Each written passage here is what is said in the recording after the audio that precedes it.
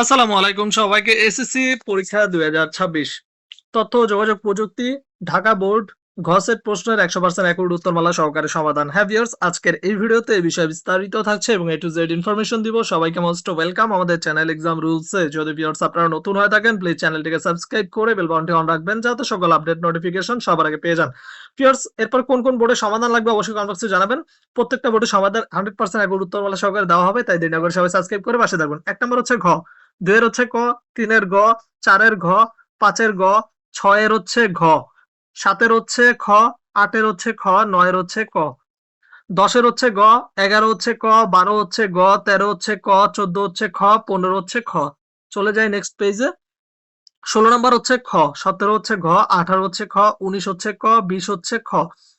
২১ number হচ্ছে গ, ২২ এর হচ্ছে ঘ, ২৩ এর হচ্ছে খ, ২৪ এর গ, ২৫ এর ক। তো ভিউয়ার্স, এই ছিল 100% অ্যাকুরেট উত্তরমালা সহকারে ঢাকা বোর্ড ঘ সেট প্রশ্নের সমাধান।